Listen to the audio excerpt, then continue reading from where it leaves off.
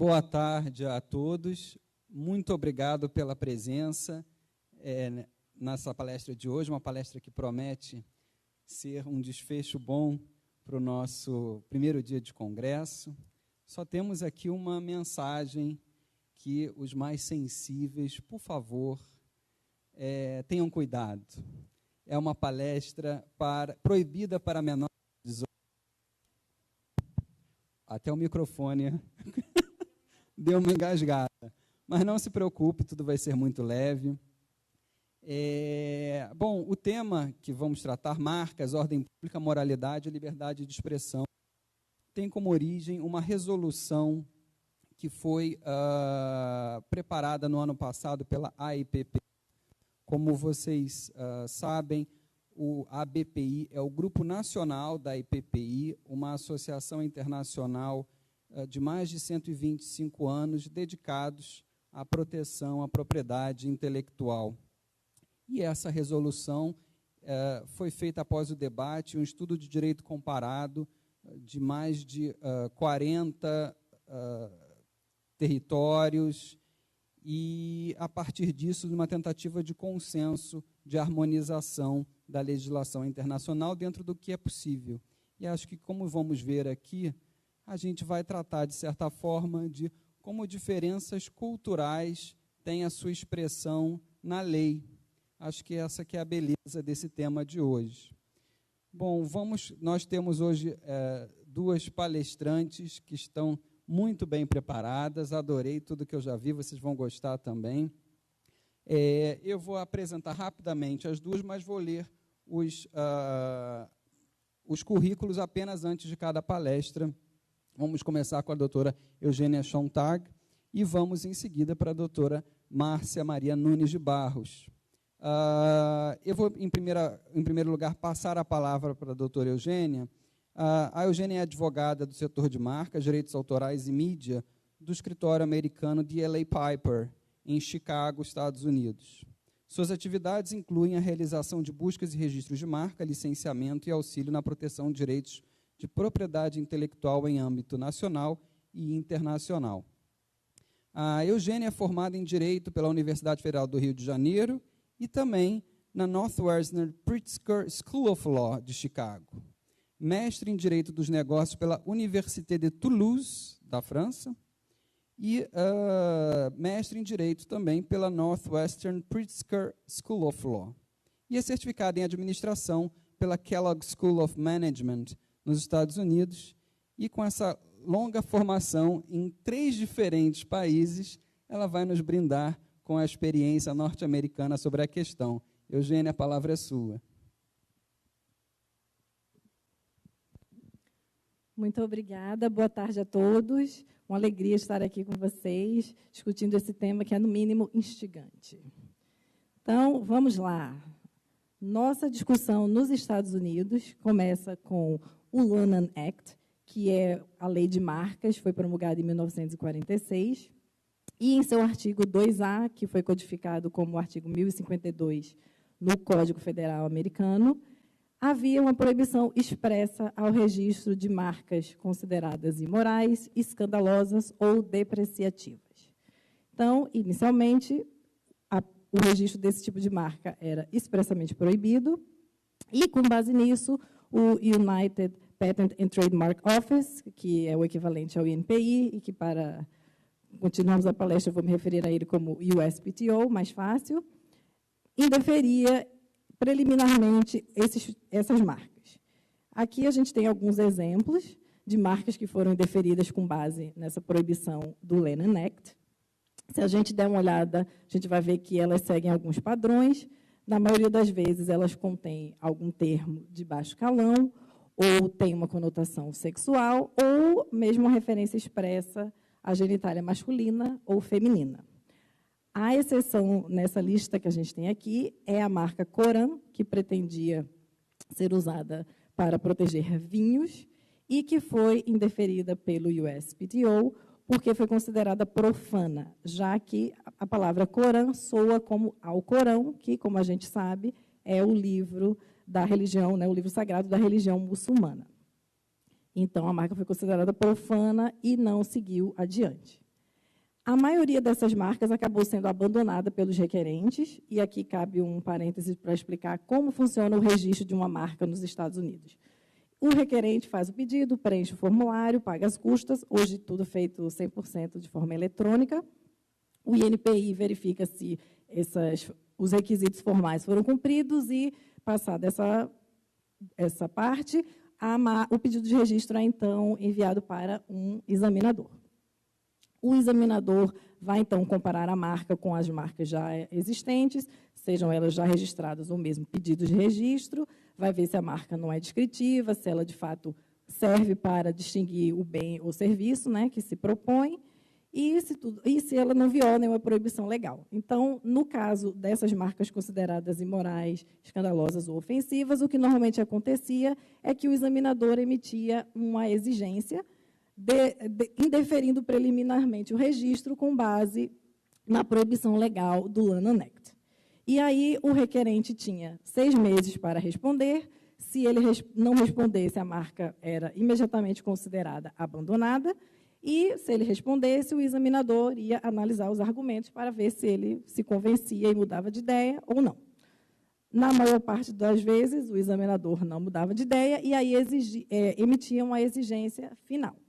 O requerente, então, tinha mais 6 meses para responder e, normalmente, também não conseguia, com seus novos argumentos, se ele resolvesse apresentar, mudar a opinião do examinador. E o próximo passo seria, então, recorrer ao Trademark Trial and Appeal Board, que é como se fosse o órgão administrativo de recurso, ainda na esfera administrativa. O TTAB, como nós comumente chamamos, normalmente acatava a decisão do examinador e indeferia o registro das marcas. Pouquíssimos requerentes seguiam em frente, indo para o contencioso e recorrendo ao Federal Circuit, que é o Tribunal Federal que cuida das causas de marcas. É importante ressaltar que, nos Estados Unidos, a propriedade industrial é tema de competência federal, então, ao contrário de muitas outras áreas do direito, em que a gente vê que cada estado tem a sua própria lei, na propriedade industrial realmente há uma competência federal, então, o tema é unificado, né? A gente não tem diferença de um estado para o outro. Então, de novo, essas marcas acabaram sendo abandonadas pelos requerentes, simplesmente porque eles viram que a batalha, de fato, estava perdida. Mas, como a gente pode imaginar, tendo em vista a extensão e o fato da proibição legal ser muito ampla e um tanto quanto vaga, havia muita inconsistência na análise dos pedidos. Então, essas marcas aqui, por exemplo, foram deferidas. E a gente vê que elas não são muito diferentes das marcas que a gente viu anteriormente. Elas têm as mesmas características. O que a gente percebe, por outro lado, é que algumas marcas com duplo sentido, às vezes, conseguiam rebater a proibição legal. É o caso dessa marca figurativa do Seaside Graphic Big Picker Brand, em que a inclusão, de fato, do galo com o bico grande serviu para, digamos assim, burlar a proibição legal, ainda que a ela possa ser atribuído um sentido sexual. Então, né, aqui os requerentes foram mais felizes e tiveram mais sorte com seus examinadores, porque realmente não havia um critério definido para a análise dessas marcas. Em 2017, a situação mudou substancialmente com a decisão de Mattel versus Tem para a marca Deslens. Essa marca ela é usada para promover uma banda de rock. O titular do pedido se chama Simon Tem, e ele é baixista da banda. E ele já usava essa marca desde 2006. E, então, o primeiro pedido dele foi em 2010 para tentar registrar a marca. Ele não conseguiu e acabou desistindo. Mas, em 2011, ele resolveu tentar de novo e estava disposto a ir até o fim para conseguir registrar a sua marca. O caso acabou chegando na Suprema Corte. Essa marca foi indeferida pelo USPTO, porque o USPTO entendeu que Deslens era uma expressão depreciativa das pessoas de origem asiática e que, portanto, se enquadrava na proibição do artigo 2A do Lanham Act. Mas o argumento de Simon Tem era que, na verdade, a banda dele era, de fato, formada 100% por pessoas de origem asiática, e o que ele queria era se apropriar do termo. Ele disse, eu estou no meu lugar de fala, eu posso usar essa marca, e eu quero transformar esse termo, na verdade, que ele deixe de ser ofensivo e passe a nos representar de fato. Eu tenho meu direito de liberdade de expressão, eu quero usar a marca e o governo não deve interferir no meu direito. O caso acabou indo para a Suprema Corte. Simon Tan perdeu nas instâncias administrativas, mas quando chegou no Federal Circuit, o Federal Circuit entendeu que, de fato, essa proibição viola o direito constitucional de liberdade de expressão, né, que é garantido pela primeira emenda, e o USPTO recorreu e a Suprema Corte resolveu ouvir o caso. E acabou, de fato, revogando a proibição do registro de marcas depreciativas. O racional da Corte, né, que decidiu por unanimidade, é de que o governo não podia proibir a expressão de uma ideia simplesmente porque a ideia é ofensiva. E isso, sobretudo, porque o que ficou entendido é que a marca ela não é um discurso do governo, ela é uma ideia de caráter privado.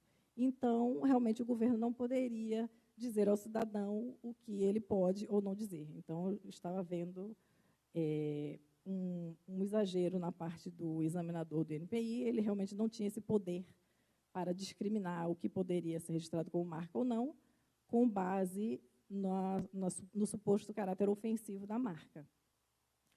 E o que ficou constatado é que a análise, no fim das contas, ela estava sendo feita com base no ponto de vista de cada examinador.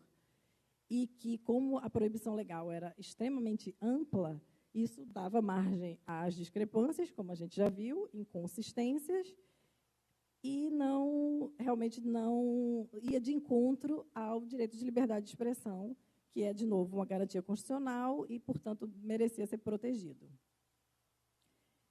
E esse realmente foi uma grande vitória para a primeira emenda, né, e o direito de liberdade de expressão, porque foi o começo da derrocada do artigo 2A.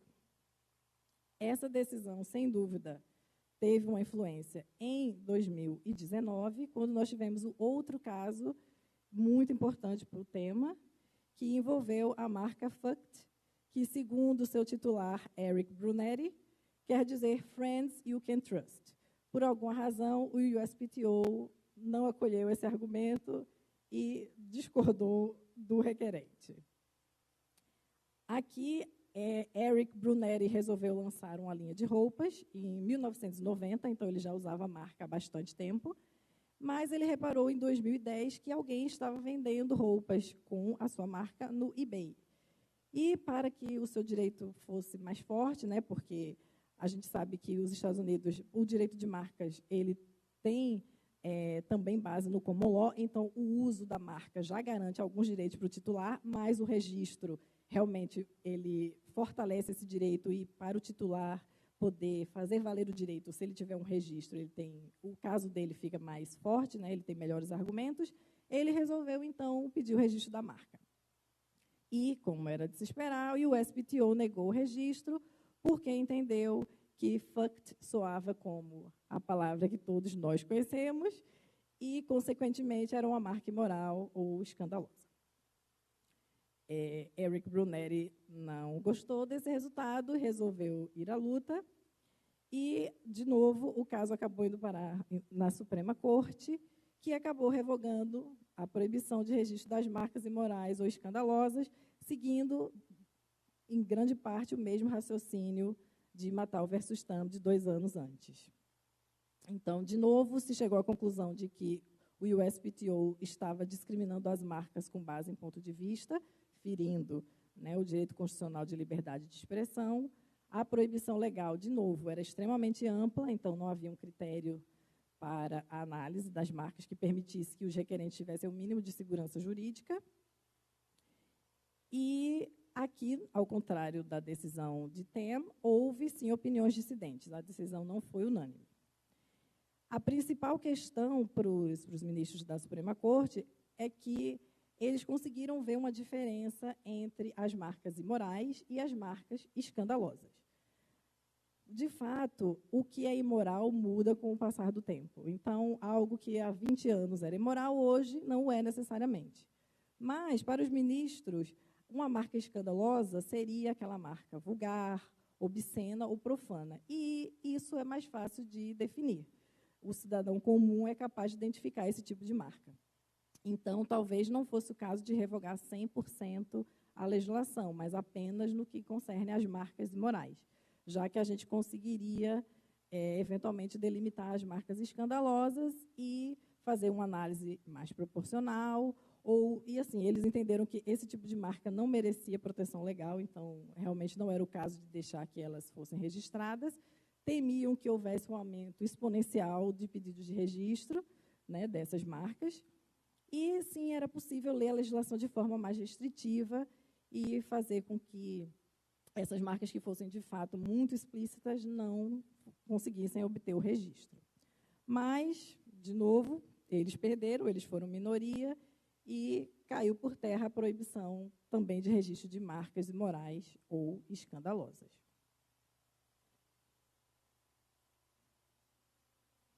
E aí a gente se pergunta, qual o impacto dessas decisões? De fato, houve um aumento dos pedidos de registro, né, de marcas consideradas imorais, escandalosas ou ofensivas. Aqui vocês veem alguns pedidos de registro bem recentes. Nenhum deles ainda conseguiu, de fato, o registro, mas não sabemos se vão conseguir também. Mas não houve grande mudança, o padrão permanece, né? De novo, cunho sexual, palavras de baixo calão, ou referências expressas, né, à genitália masculina ou feminina. E, interessante, a classe mais solicitada é a 25, então a indústria da moda, aparentemente, tem tentado, pelo menos, registrar bastante marcas escandalosas, sobretudo. Acho que o escândalo deve vender bastante, então as indústrias estão tentando usar isso a seu favor. Seguida pela classe 41, né, que é entretenimento e educação, que é até, inclusive, o caso da Deslentes, né, já que ela serve para serviços de entretenimento. Classe 16 é a próxima, para bens impressos, né, material impresso. Classe 35, comércio, publicidade e administração. E a classe 21, utensílios, né, de uso doméstico. As marcas da classe 25, em especial, estão enfrentando novos obstáculos, né, já que a proibição legal caiu, mas elas não necessariamente estão conseguindo ser registradas com base, sobretudo, em duas causas. A primeira é que os examinadores estão entendendo que muitas dessas marcas são meramente ornamentais. E o que isso quer dizer? Quando um requerente faz um pedido de registro, existem algumas bases legais em que ele pode basear o seu pedido, né? E as principais são uso em comércio, ou seja, o requerente já usa a marca, ele já tem direitos de common law, ou o segundo mais comum é ele tem a intenção de usar. Ele ainda não está usando, mas ele vai usar no futuro próximo. Quando o pedido é feito com base em uso, né, já existente, é necessário que ele apresente um espécime mostrando como, de fato, a marca é utilizada. E, muitas vezes, no caso das roupas, o requerente mostra, digamos, uma foto de uma camiseta com a marca estampada na camiseta. E o USPTO entende que isso não é uso de marca, isso é uso meramente ornamental. Por outro lado, se, digamos, a camiseta tiver a marca na etiqueta, aí sim você tem a marca, porque ela está, de fato, identificando a origem da camiseta. Então, muitos requerentes, muitas vezes por falta de conhecimento legal ou até de assessoria jurídica mesmo, acabam submetendo um espécime que não é aceito e não conseguem registrar a marca. E outra coisa que tem sido também muito difícil de superar, às vezes, é o fato de que essas expressões, mesmo ofensivas ou imorais ou depreciativas, já se tornaram de uso comum. Então, elas perdem a capacidade de fato, distinguir a origem do produto ou serviço. E aí o USPTO, com base nisso, diz, desculpe, mas seu sinal não tem capacidade de distinguir o que você pretende distinguir, então eu não posso deferir seu pedido, porque todo mundo usa essa expressão e você não pode ter direitos exclusivos sobre ela. E, então, né, obstáculos caem, mas novos surgem. Outro ponto interessante, até para concluir, que os requerentes devem levar em consideração, e em especial com relação às marcas ofensivas, é que, ainda que eles possam hoje, né, a partir das últimas decisões judiciais, registrar essas marcas, não quer dizer que eles devam, que essa seja a melhor estratégia para os negócios deles. Porque, hoje em dia, nós temos consumidores cada vez mais engajados e as mídias sociais permitem uma interação muito maior, né, do público com as marcas. Então, na nossa atual cultura de cancelamento, marcas que são consideradas ofensivas, ainda que registradas, muitas vezes não são aceitas pelo público e acabam perdendo seu valor simplesmente porque o consumidor boicota, às vezes não apenas o consumidor, mas investidores ou patrocinadores dessas marcas. Então, esse é outro ponto que deve ser levado em consideração na hora de tentar registrar uma marca, sobretudo se ela for considerada ofensiva a uma raça, por exemplo, a uma etnia ou mesmo a um aspecto cultural. Então, esse é o cenário americano atual, e eu agradeço pelo tempo de vocês e estou muito animada para as perguntas que virão. Muito obrigada. Muito obrigado, Eugênia, pela palestra. A gente vê que nos Estados Unidos essa tradição da liberdade de expressão é muito arraigada. E acho que quem agradece mais são os tradutores, porque sem se falar nas marcas, o trabalho fica mais fácil para traduzir para a nossa plateia. Bom, sem mais delongas, vou passar aqui a palavra à doutora Márcia. Doutora Márcia, juíza federal titular da 13ª Vara Federal do Rio de Janeiro, especializada em matéria previdenciária e de propriedade intelectual, formadora da ENFAM, Escola Nacional de Formação e Aperfeiçoamento de Magistrados na área de Direito Digital, coordenadora da Comissão de Propriedade Intelectual da EMARF, Escola da Magistratura Regional Federal da 2ª Região, e com mestrado em Políticas Públicas, Estratégias e Desenvolvimento do Instituto da Economia da UFRJ, em parceria com a Fiocruz. Doutora Márcia, a palavra é sua. Obrigada, Rafael. Obrigada à BPI pelo convite para estar aqui mais uma vez, e com um tema tão interessante. E eu peço antecipadamente 1000 desculpas para os tradutores, e para facilitar a vida de vocês, eu queria avisar, que vocês avisassem para as pessoas que a estrutura da maioria dos meus slides vai ser essa. Do lado esquerdo vai ter o nome da marca, ou a figura da marca, e do lado vão ter as informações sobre o número do registro, a classe do registro, para que foi registrado aquele produto, aquele serviço, a data de depósito e a situação, se foi em deferimento, ou se o registro está em vigor, ou alguma outra questão. E eu realmente fiz uma pesquisa, nós não temos muita literatura, muitos trabalhos sobre esse tema, e eu resolvi fazer uma pesquisa no site do INPI sobre esse tema, da nossa conversa aqui hoje, tomando por base o 124.3, que não fala em marcas obscenas, fala em qualquer coisa que seja contrária à moral e aos bons costumes, que ofenda a honra ou a imagem, liberdade de consciência, crença. Enfim, são coisas muito etéreas, são coisas que dão margem para muita discussão. E eu descobri muitas marcas super interessantes. Então, eu trouxe aqui, em primeiro lugar, algumas marcas que foram indeferidas, foram negadas pelo INPI com base no 124.3. Então, nós temos nomes que fazem referência ao órgão sexual masculino, temos referências à masturbação, e temos uma série de marcas com referência a nomes populares para os órgãos sexuais femininos. E quando a gente está vendo isso, a gente até cai nessa ideia de escandaloso. A gente sabe, a gente tem uma percepção de que esse tipo de coisa, por se referir à sexualidade, né, que é uma coisa privada de cada indivíduo, fica realmente difícil a gente admitir que essas marcas circulem livremente na sociedade, né, para todos os públicos possíveis.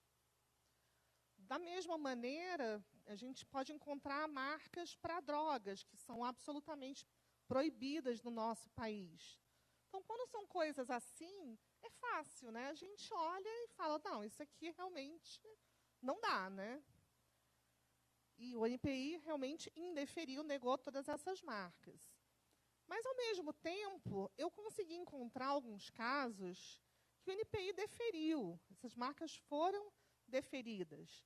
Então, são referências ao ato sexual em si, são referências a pessoas traídas, né, por expressões populares para designar pessoas traídas. Temos órgão sexual masculino, né, temos práticas, né, sexuais diversas. Enfim, temos órgão sexual feminino também, em outra apresentação, que os examinadores acharam que seria mais apresentável, né? Não sei. E temos essa, gente, que é abominável e está concedida, né? É um brasileirismo, né, popular. E, enfim, né, não sei como é que isso foi concedido. E a gente encontra, às vezes, o mesmo termo sendo deferido e indeferido, né? Algumas contradições do exame. Então, nós temos esse foi concedido, o outro não foi concedido, para grupo musical. Bunda. Bunda é um termo, né, super natural no nosso país, né? Dizem que é uma preferência nacional. E a gente tem vários indeferimentos de marcas relacionadas a esse termo. Até alguns que são mais, né, esse é tipo uma diversão, né, tem sentido de diversão. Para bunda rica, foi indeferido para shows, música, mas foi deferido para lingerie. Né? Então, como é que se justifica? Um não foi deferido, o outro foi deferido por quê? Por conta do objeto, né? Ou porque estava mais bonitinho, tinha uma certa... Talvez seja uma marca de luxo, né? Bunda rica. Exatamente, pode ser. Mas aí a gente tem o SOS pé na bunda. Pé na bunda é quando você leva fora, né? A pessoa é abandonada. E esse era um programa de televisão que tensionava, tem com gêneros no exterior, que tensionam ajudar a pessoa que está enfrentando o término de um relacionamento. E foi indeferido, né? Só que o tira a bunda do sofá, que é para a pessoa se mexer e viajar, esse foi deferido. Já o bundinha lanches não foi deferido para alimentação, mas o barra bunda de fora foi. Né? Como é que você justifica que, na mesma classe, né, a gente tenha decisões diferentes? Né? Então, a gente tem indeferimentos, mas esse foi deferido, gente, né, para cosméticos. Qual será o cosmético? É o mais, assim, porque é para crescer, né? Esse eu achei horrível, né? Mas foi deferido. Só que depois foi arquivado. Foda também, que é, né, que é o equivalente ao fuck. O foda no Brasil, ele tem diversas acepções, até de acordo com a entonação que a pessoa fala. Então, tanto pode significar o ato sexual, quanto pode significar um palavrão, você está xingando a pessoa, quanto pode significar que você não está nem aí. E tivemos diversos indeferimentos para diversas acepções, né? Para xingamentos, para não estou nem aí, para até uma coisa positiva, né? Não estou nem aí, né? Estou bem. E para coisas positivas, seja foda, seja legal, né? Que você seja foda, e foram indeferidos. Todos esses foram indeferidos. Esses, eu não consegui entender qual foi o sentido, né? Qual é esse projeto de postagem de fotos e áudio, eu não sei o que eles iam fazer. Talvez por isso tenha sido indeferido. Melhor nem saber. Esse era para jornalismo, né? O melhor jornal, o jornal mais sério que você já leu. Isso aí casa também com o que foi falado, que já tinha expressão de propaganda inserida, né?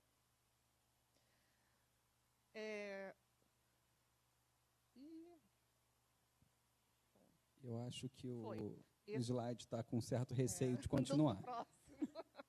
Não, esse também, também não sei o que eles queriam, né? Mas esse foi deferido. O Foda Truck foi deferido. Como é que se explica? E esse que é muito fofo, gente, não foi deferido. Não é legal esse? Esse é muito criativo. Melhor você chegar em casa cansado, né, e deita numa almofadas. Gente, é muito legal, muito criativo. E foi indeferido. E o mercado de artigos para sexo, né? Quando a gente vai para o mercado de artigos para sexo, será que eles não têm direito? Como é que você vai colocar, né? Você vai fazer propaganda dos seus artigos sem fazer nenhuma referência, né, aos nomes populares ou não com que você designa, né, os atos sexuais e os órgãos e as práticas? Então, esse, né, eu achei tão, né, colorido. Bom, Colorido até demais, talvez. mas tem uma empresa, gente, que eu peguei vários itens dela, várias marcas. E, coitada, ela não conseguiu nenhum deferido. E ela assim, é super criativa. Ela tem com as várias expressões sexuais. Ela faz paródias de produtos, né? Ela faz paródia de diversos remédios.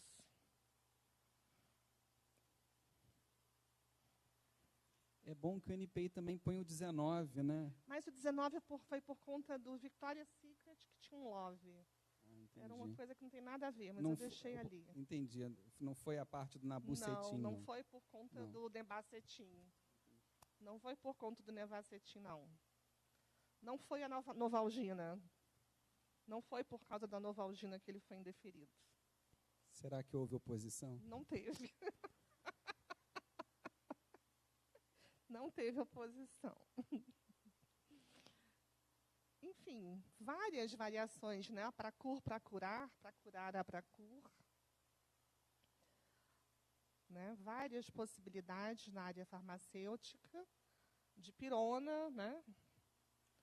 E também tem eles também fizeram uma linha de super-heróis, né? Também que ficou super legal, muito interessante. Acho que merecia pelo conjunto da obra, né? Acho. Não é? Gente. E o melhor, para mim, é esse. Sim, gente, não tem nada pela criatividade. O cinto de utilidades, né, que vem com essa marca. Tinha que ter deferido pelo menos pela criatividade. Mas, enfim, na linha também do que a Eugênia falou, né, também a gente encontra outras marcas que, às vezes, tinham algum significado, né, que aquele elemento ou ainda tem um significado que é pejorativo, que é ruim, mas que acaba sendo ressignificado, né? Então, esse o pão que o viado amassou é uma padaria, super famosa, super cool, super legal. Esse Vagina Sem Neura foi muito interessante o caso, porque ele foi indeferido parcialmente por conta da figura. E aí os titulares falaram que não fazia sentido, porque é exatamente um perfil no Instagram, é uma empresa que trabalha com o empoderamento de mulheres para aceitarem, né, as suas próprias vaginas sem neura, que não fazia sentido não poder registrar duas mãos juntas, né? Precisava pegar um examinador sem neura também, né? Exatamente. e conseguiram o registro. A Siriricas também é um registro lindo, né, que é um programa super legal de sororidade, né, ficou uma marca super legal. Já essa, eu não entendi por que foi indeferido, porque é uma coisa super artística, também a titular também é nessa mesma linha, mas não teve recurso, não teve nada, e até onde eu sei também não foi judicializado. É um trabalho artístico lindo e maravilhoso, mas tem o dizerzinho, né, ali no meio.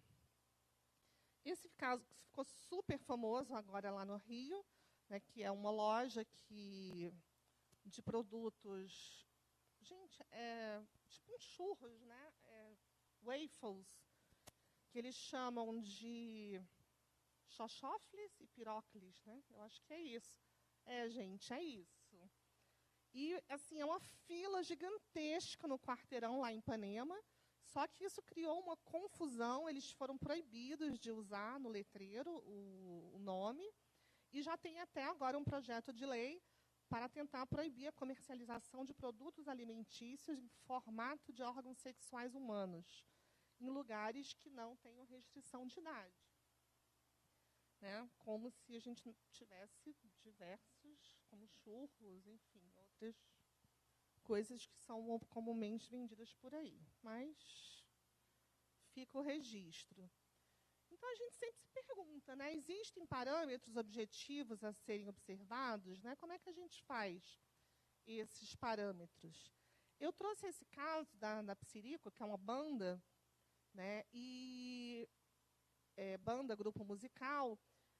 Eu trouxe esse caso, na verdade, porque eu achei interessante o entendimento do INPI, que foi até publicado naquela coletânea de marcas, em que eles fixaram, e que eu acho que é um entendimento super correto, especialmente no caso do 124.3, que quando você tiver decisões absolutamente contraditórias sobre o assunto, envolvendo, né, o mesmo nome, que está, digamos assim, na berlinda, né, se seria ou não seria escandaloso ou imoral, você deve reunir todos os recursos, né, reunir todos eles. Eu acho até que o INPI, ao receber um caso desses, teria que verificar tudo que já foi deferido ou indeferido para ter uma uniformidade de pensamento, né, ou até para explicar, olha, eu já concedi isso, mas agora eu não concedo mais porque isso não é mais aceitável. Né, ou o contrário também. Né, não deferi no começo do século passado, mas hoje em dia todo mundo escuta essa palavra sem o menor problema. Então, eu acho importante a gente pontuar isso. E, né, e pode ser também de acordo com a classe, de acordo com os produtos, de acordo com a época. Né, várias coisas podem influenciar no entendimento. Em sede judicial, a maioria desses processos que eu peguei, né, no site do INPI, muito poucos teve sequer recurso administrativo. A maioria não teve nem recurso administrativo. E, em sede judicial, eu só achei pouquíssimos e trouxe para vocês esse caso, que fui eu que julguei, que foi da Brasília Marihuana e Brasília Cannabis. Essa pessoa tentou registrar, na verdade, diversas variações sobre o tema. E o que aconteceu é que alguns foram indeferidos com base no 124.6, né, porque eram todos canabidiol do Brasil, Brazilian Hemp, coisas assim, né, era tudo descritivo. E, nesses dois casos, tinham sido indeferidos por causa do 124.3. E a minha sentença foi no sentido de que, neste momento, né, em que já se admite o uso do canabidiol, né, é possível fazer importação ou cultivo para fins medicinais, que não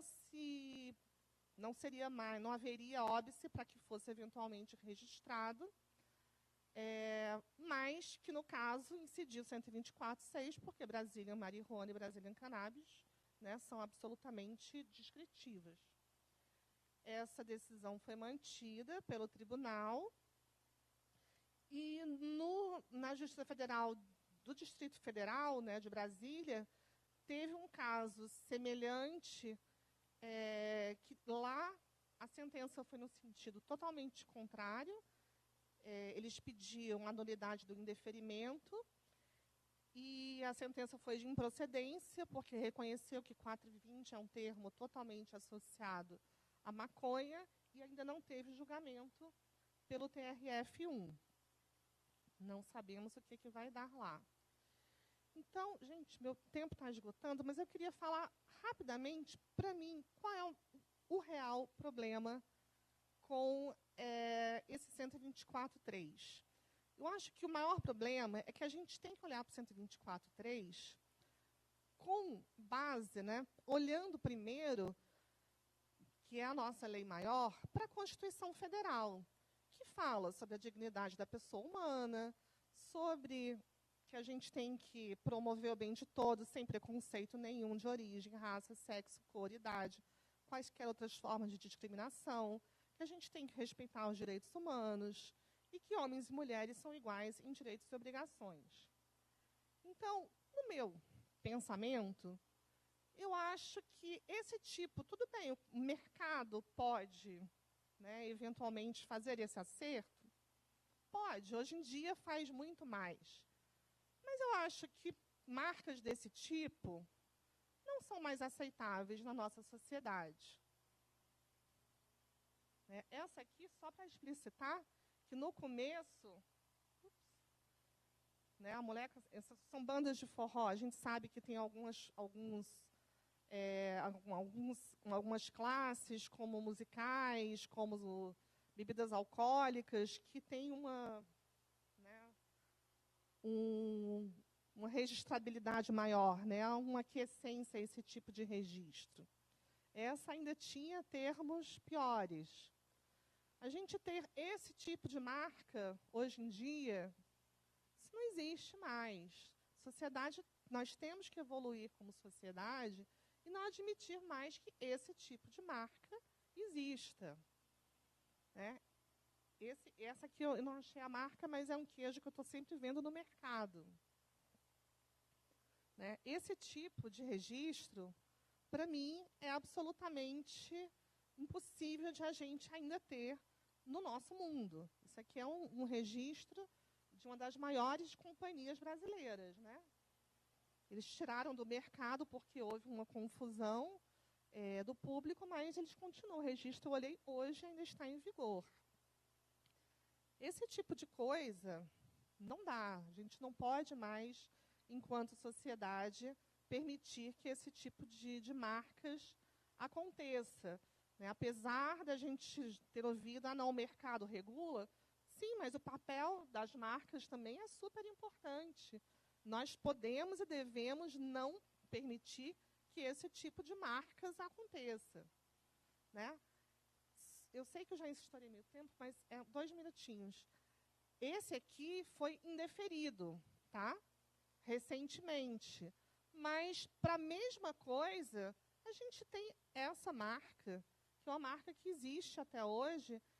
E se alguém tem dúvida de que isso é uma marca que inferioriza a mulher, nós temos devassa ruiva, devassa negra, devassa sarará, devassa sarada, devassa morena, devassa survistinha. Nós temos diversos tipos de marca, todas relacionadas a tipos físicos, todas relacionadas ao corpo da mulher, como se o corpo da mulher fosse propriedade de todos. E esse anúncio é bem contundente para a gente perceber. E engraçado que, se você olhar a marca, quando ela foi criada, ela falava que era completamente diferente do que seriam as outras, que ela era super inovadora. E a gente vê as mesmas práticas sendo repetidas. Então, para mim, esses que são os problemas maiores na aplicação do 124.3. Desculpem aí por eu ter me alongado, mas só para encerrar, se vocês encontrarem onde é que fica esse comércio, avisem para os coleguinhas, porque o INPI indeferiu com base no 124.6, né? Então, o que estarão fazendo lá, nesse estabelecimento? O problema é se o coleguinha responder. Para os advogados, né, se vocês estiverem com problemas, deixo essa dica. Né? E não sei se eu ainda serei um dia convidada para a BPI de novo. Então, eu procurei, né, acho que posso procurar alguma outra coisa para fazer depois saindo daqui. Obrigada, gente.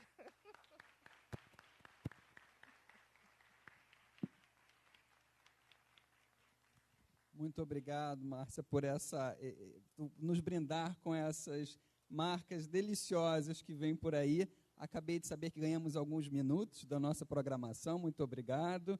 Acho que estava tão interessante que o assunto está rendendo.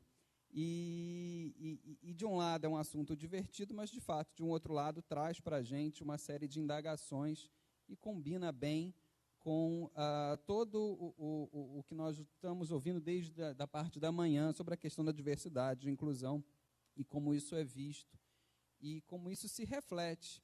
E a gente vê algo que, nas discussões da resolução da IPPI, ficou muito claro, essa diferença de como encarar os princípios constitucionais e até princípios que regem princípios civilizatórios, né?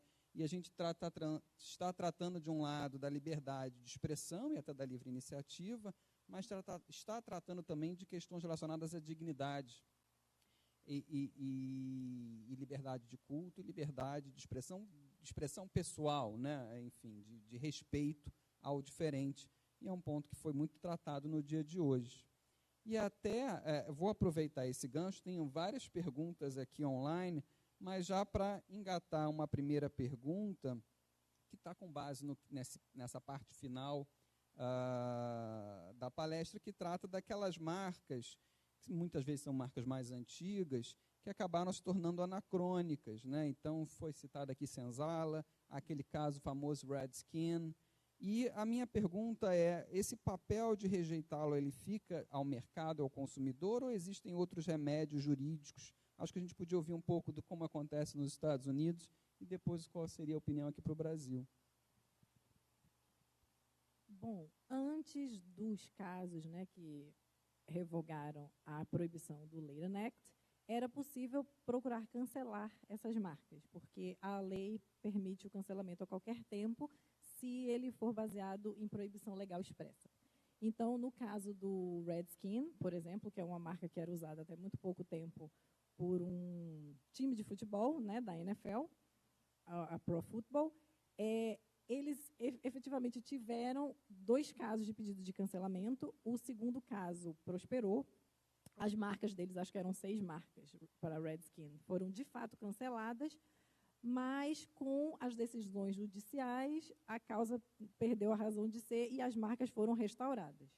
Contudo, a pressão, né, social acabou falando mais alto e eles tiveram que adotar outra marca, porque o termo Redskin é considerado depreciativo, é ofensivo ao que se chama os Native Americans, né, que é a população americana originária, né, de origem indígena, assim como aqui no nosso país.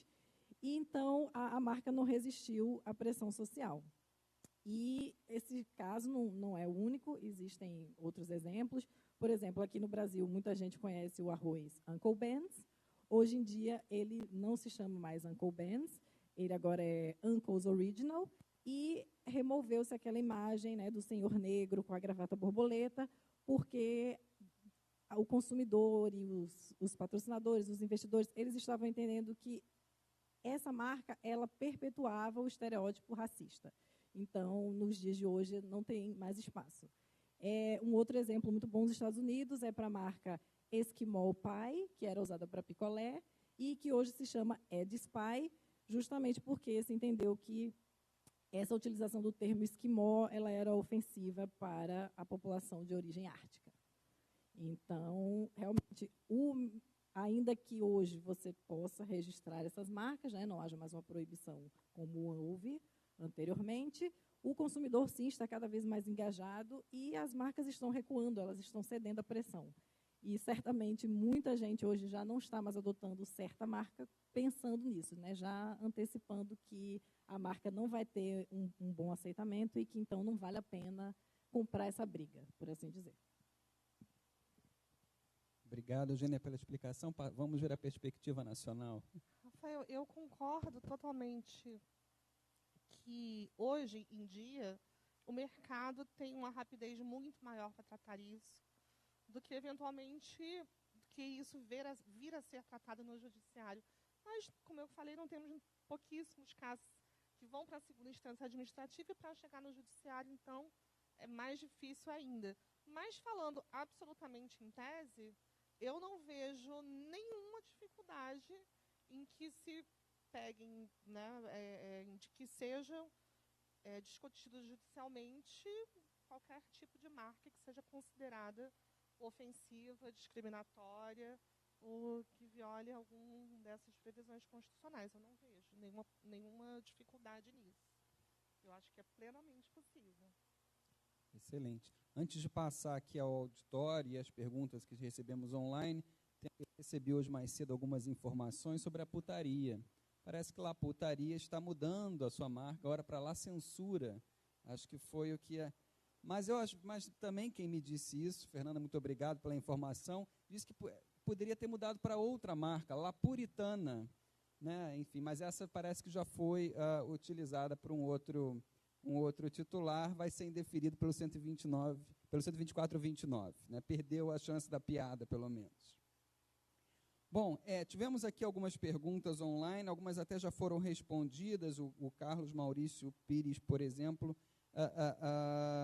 fala das marcas naqueles setores em que há já uma natureza tradicional de descontração e picardia, como os segmentos, como nomes de cachaça, blocos de carnaval, se isso mereceria um tratamento diferenciado e quais seriam os limites. Não sei se...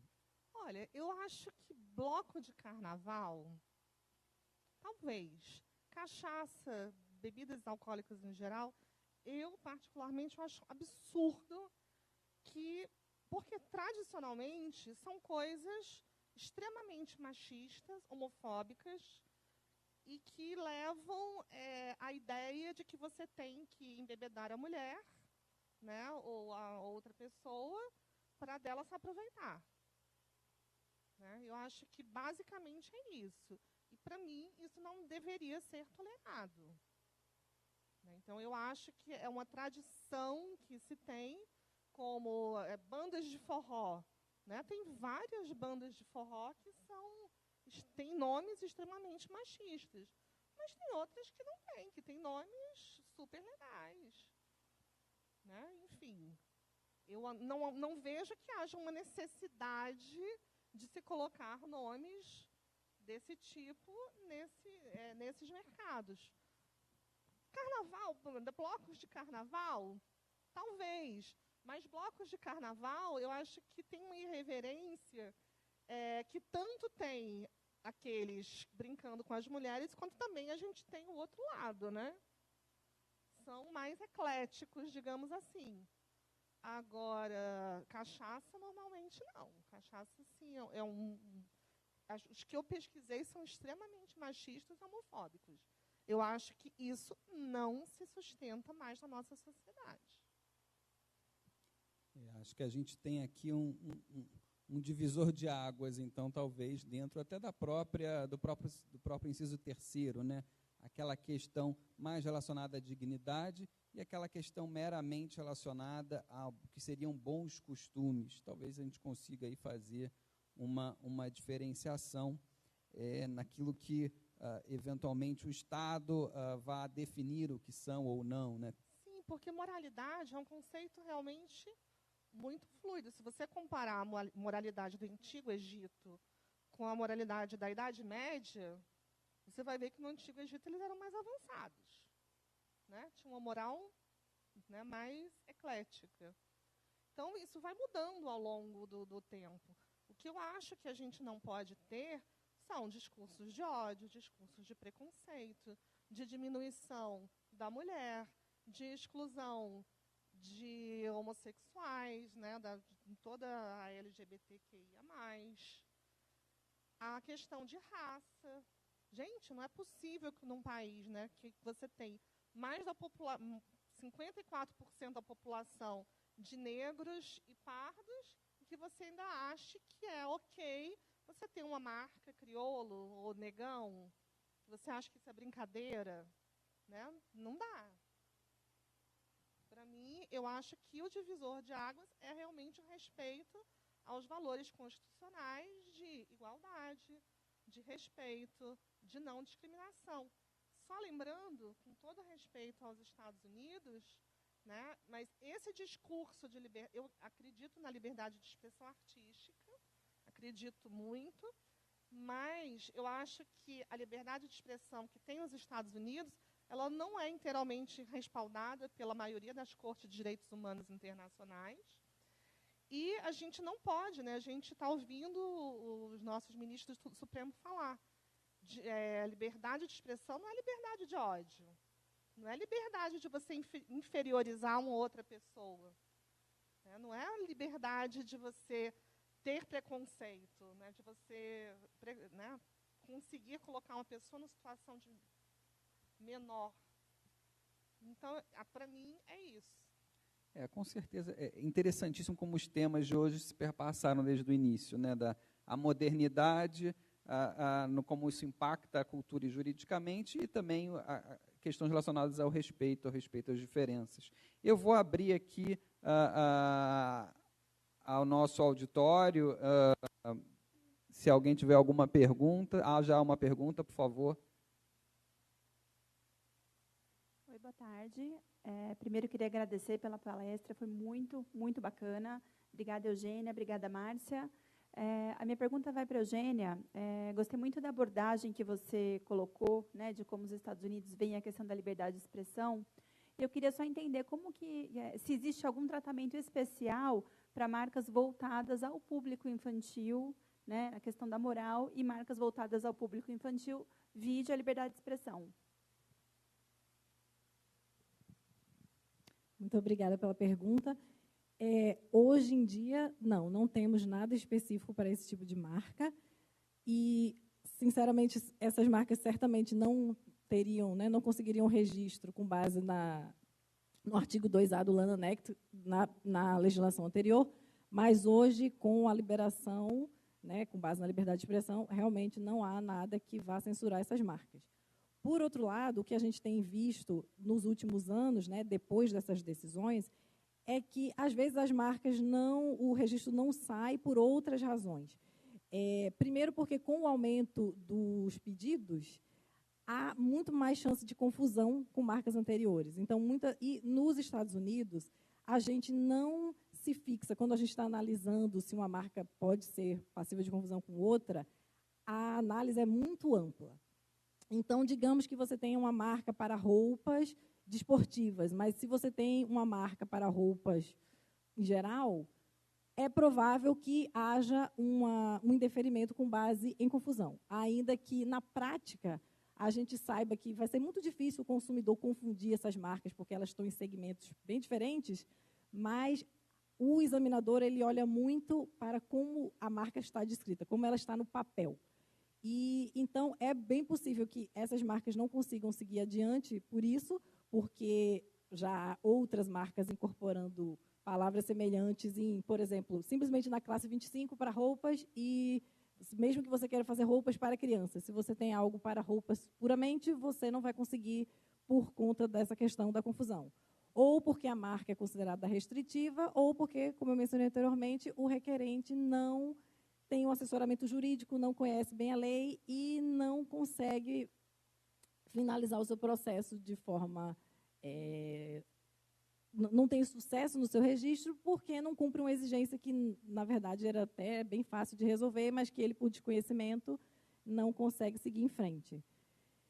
certamente, o que aconteceria com uma marca dessas diante da sociedade que temos hoje é que ela seria boicotada pelo consumidor. Então, eu acredito que, ainda que o registro venha a sair, uma marca como essa, se ela for usada de forma ofensiva ou vulgar ou imoral para produtos infantis, ela dificilmente teria sucesso no mercado. Então, certamente, o mercado vai exercer aí um controle bem forte e a marca dificilmente vai prosperar.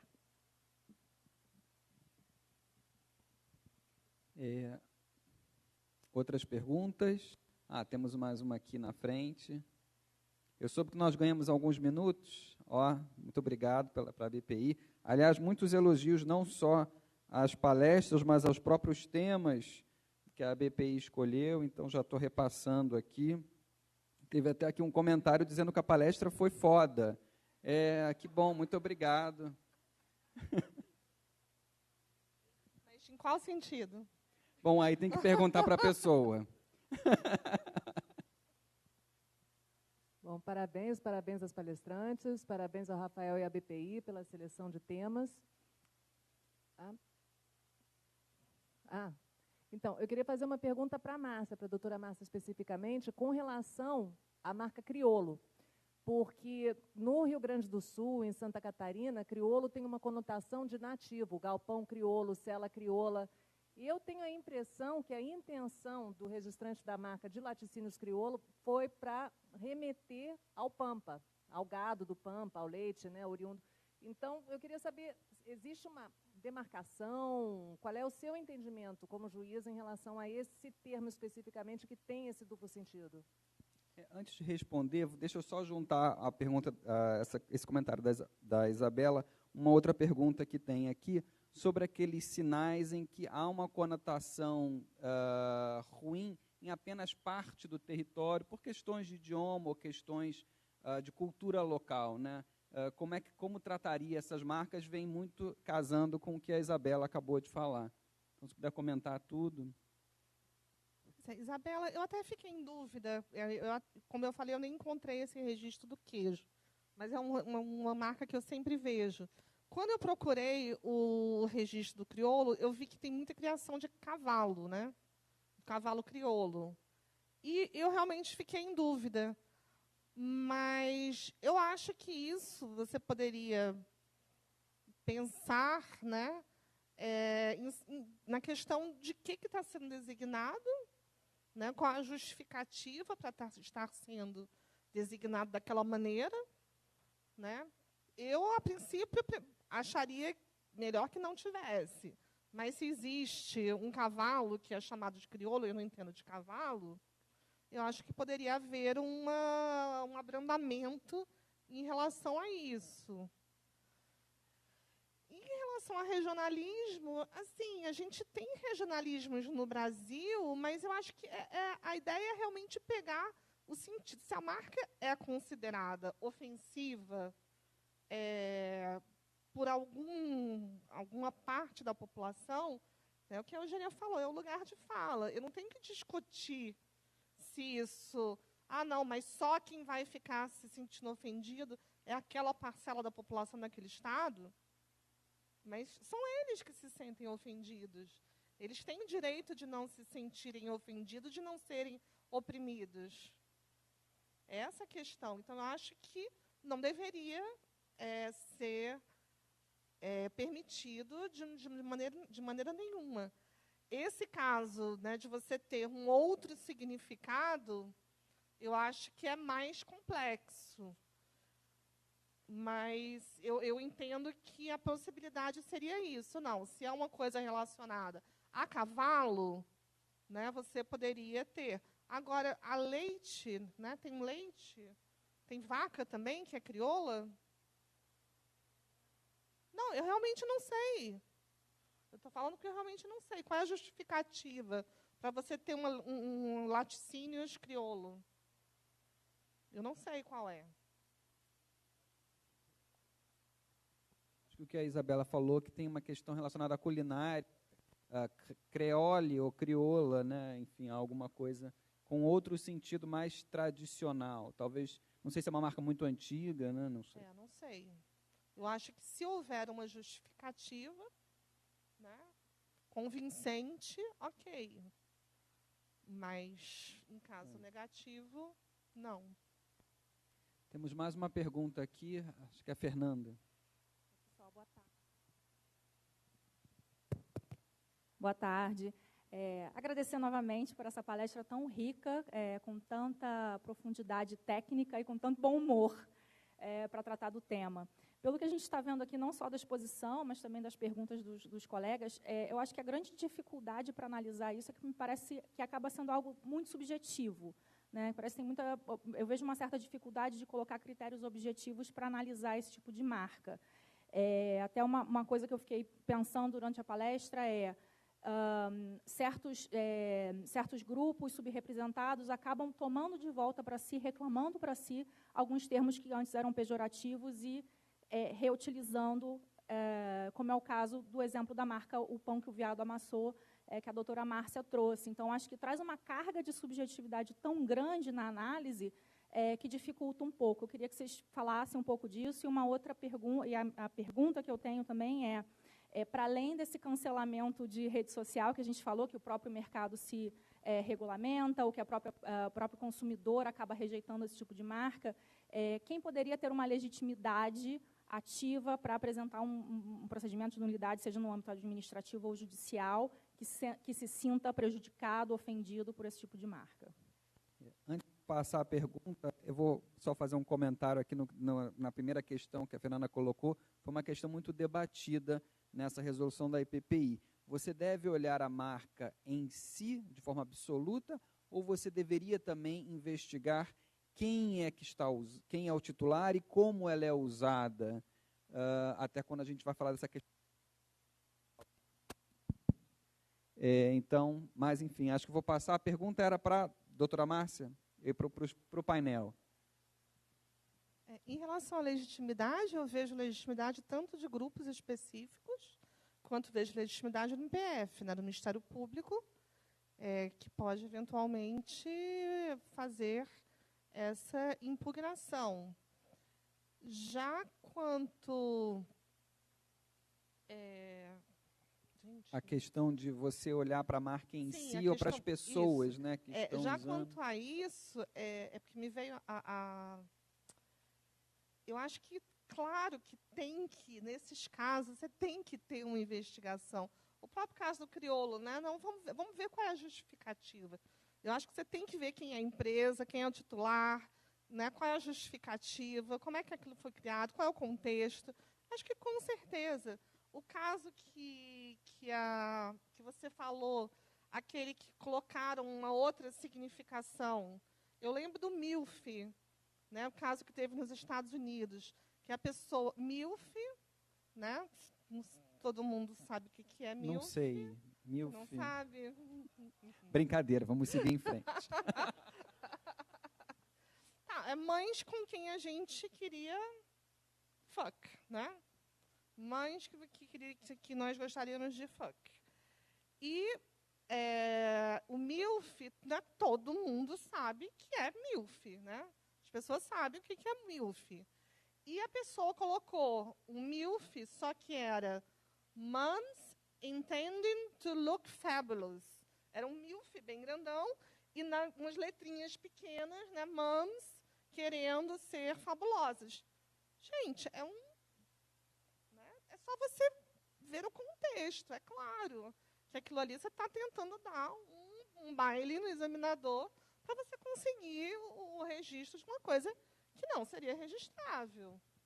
Inclusive, esse foi exatamente o caso da FACT, né? Que ele tentou registrar dizendo, não, mas a minha marca é Friends You Can Trust. Entendeu? É uma sigla, não tem nada a ver com isso aí que você está pensando, é apenas uma graça que eu estou fazendo aqui. Mas, né, não funcionou. Aí já seria outra concepção do foda, né? Aí é foda. Então, eu acho que o contexto no 124.3 é super importante. Temos tempo ainda para mais alguma pergunta? Agora, a última, já vi, porque senão vão usar ainda uma outra concepção dessa palavrinha para mim. obrigada, pessoal. Queria parabenizar pela palestra, que está sendo excelente. E eu queria trazer um contraponto, e aí aproveitar e perguntar a opinião das duas palestrantes, sobre a questão que a Isabela trouxe de tradicionalismo. Porque eu acho que é engraçado a gente ver a questão do crioulo, né? Eu não sei se existe um povo crioulo, mas, eventualmente, se existe um povo crioulo, será que eles não poderiam pedir o registro de uma marca crioulo? E será que, se o outro pedisse, uma empresa ou uma cervejaria, não seria ofensivo? E aí eu queria trazer para vocês, para comentário, porque eu pesquiso muito sobre isso, eu trabalho com conhecimento tradicional, e eu sei que na Nova Zelândia existe um comitê maior no INPI de lá, e toda marca que tem alguma expressão, que tem alguma relação com os maiores, eles fazem toda uma análise para verificar se o titular é de origem maior, e se não é, se for uma grande empresa, eles entendem que seria como se eles estivessem se apropriando, né, de símbolos tradicionais. E eu acho que no Brasil e também nos Estados Unidos, que temos a cultura indígena muito presente, né, no nosso país, seria super interessante ter algo assim. E eu acho que é uma análise importante. Eu sei que aqui no Brasil a gente tem, por exemplo, a marca Guarani, que eu acho que é de açúcar. Não deve ter nada a ver com os povos de Guarani. E isso, para mim, é o que deveria significar o artigo. Então, acho que é um ponto interessante para a gente trazer aqui para a discussão. Eu acho que talvez nos Estados Unidos tenha algo sobre isso, mas queria ouvir a opinião das duas, se puderem trazer reflexões, porque eu acho que é um tema interessante. Olha, eu acho o seu ponto maravilhoso, e obrigada, porque eu tinha esquecido de falar isso. Eu acho que essa coisa da ressignificação é super importante, e do lugar de fala. Então, assim, eu não posso chegar e falar, fulano é viado. Mas eu posso chegar para o meu amigo e falar, viado, ok. Eles podem se chamar viados. Mas você não pode, de fora, chegar e chamar de viado, porque é ofensivo. Porque eles acham que é ofensivo. Entre eles falam, eles ressignificam. Agora, a gente não pode, de longe, chegar e falar. Então, eu acho que assim, é um paralelo, né? Eu acho que, claro que o próprio grupo fazer esse registro, ok. Né? Agora, você colocar aquilo se apropriando ou colocando como uma coisa ofensiva, isso é que não pode. Eugênia. Bom, nos Estados Unidos, hoje, eu desconheço que haja alguma análise com base em quem é o titular. A análise costuma focar na marca mesmo e nos bens e serviços, né, que se procura proteger. E essa questão do lugar de fala, ela, de fato, foi um argumento fortíssimo, né, no caso do Matal versus Tem, justamente porque a banda era composta por pessoas de origem asiática e eles, de fato, queriam ressignificar o termo. Eu acho que o que os ministros da Suprema Corte quiseram com essas duas decisões foi mostrar que é muito difícil você estabelecer critérios para definir quem pode e quem não pode. Então, foi uma coisa meio tudo ou nada. Antes, a gente dizia que nada podia. Se essa marca ela tem algum potencial ofensivo, ou imoral, ou escandaloso, então vamos proibir para evitar maiores problemas. Mas, claro que, na prática, não é tão simples assim. E a gente acaba tendo discrepância e inconsistência. Então, não há segurança jurídica. Você, como requerente, não sabe se você vai conseguir registrar sua marca ou não, porque vai depender de quem vai examinar. E agora a gente acabou indo para o tudo pode. Não vamos mais fazer discriminação, de novo, porque a gente está tratando de âmbito privado. Claro que, se fosse o governo fazendo o discurso, a coisa seria muito diferente. A gente não pode liberar geral, por assim dizer. Mas a iniciativa privada, né, a gente sabe que nos Estados Unidos essa questão do que o cidadão pode fazer realmente é muito forte. O governo ele se intromete o mínimo possível na sua vida. O direito contratual americano, por exemplo, se a gente comparar com o Brasil, nossa, é outro mundo. A liberdade das partes é infinitamente maior e, no fim das contas, elas é que dizem o que vale e o que não vale. Para o juiz mudar um contrato, realmente tem que ser uma situação muito extrema. Então, eu acho que, nesse entendimento, seguindo essa linha, é que hoje se chegou à conclusão de que não temos condição de avaliar o que é ofensivo e o que não é.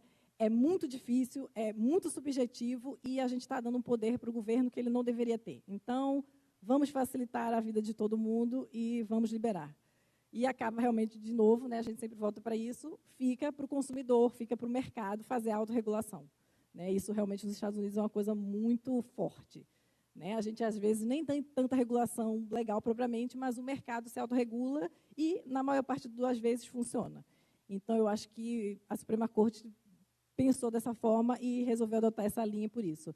E ainda mais hoje, em que as coisas mudam tão rápido, né? Realmente é muito difícil controlar. O que é imoral? O que é ofensivo? O que não é? Então, acho que essa é a linha que foi seguida para justificar essa liberação. Eu acho que com essa pergunta encerramos com chave de ouro essa palestra que tentou entreter, mas também tratar de questões que são muito, muito sensíveis. Agradeço a todos e não sei se tem alguma... Podemos encerrar? Então, muito obrigado, Eugênia, muito obrigado, Márcia, foi excelente, gostamos muito e muito obrigado a vocês pelas perguntas.